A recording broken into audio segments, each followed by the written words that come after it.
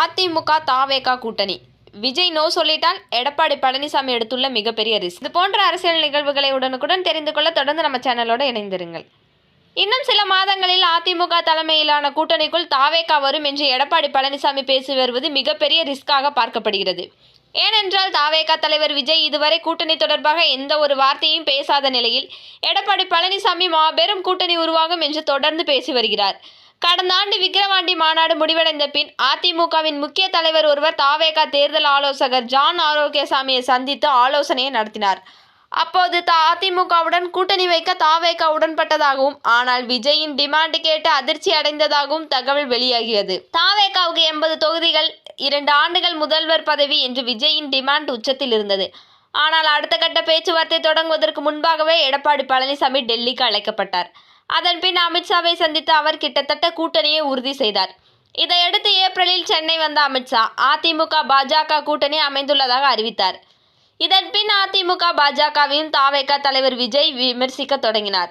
அதேபோல் கரூர் விவகாரத்திற்கு பிறகு தாவேகாவுக்கு மிகப்பெரிய பின்னடைவு ஏற்பட்டுள்ளது. கரூர் சம்பவத்தில் தாவேகா நிர்வாகிகள் அத்தனை பேரும் ஓடி ஒளிந்து கொண்டிருப்பது பல்வேறு கேள்விகளை எழுப்பியிருக்கிறது.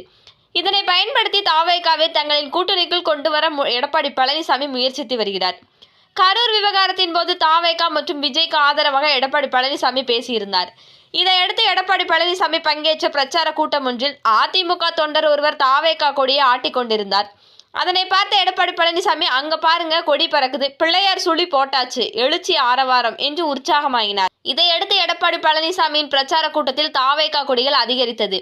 அதிமுக மற்றும் பாஜக கொடிகள் மட்டுமல்லாமல் தாவேகா கொடியும் இடம்பெற தொடங்கியது பல்வேறு குழப்பங்களை எழுப்பியது.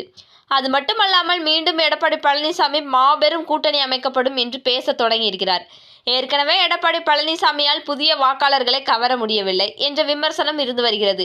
திருமாவளவன், பே. சண்முகம், முத்தரசன் உள்ளிட்ட அரசியல் கட்சி தலைவர்கள் எடப்பாடி பழனிசாமி மீது நம்பிக்கையில்லை என்று கூறி வருகின்றனர்.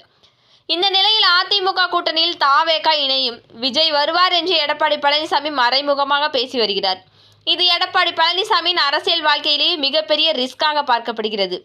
ஏனென்றால் அதிமுக போன்ற பெரிய கட்சியின் பொதுச் செயலாளர்கள் புதிய கட்சி கூட்டணிக்காக காத்திருப்பது அக்கட்சி தொண்டர்கள் மத்தியில் சோகத்தை ஏற்படுத்தியிருக்கிறது. ஒருவேளை விஜய் கூட்டணிக்கு வரவில்லை என்றால் எடப்பாடி பழனிசாமியின் பாடும் திண்டாட்டம் தான்.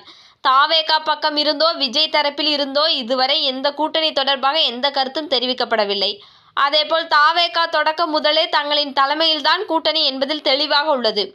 அது மட்டுமல்லாமல் கொள்கை எதிரியாக சொல்லப்படும் பாஜகவுடனும் தாவேகா கூட்டணி அமைக்குமா என்பது சந்தேகம்தான்.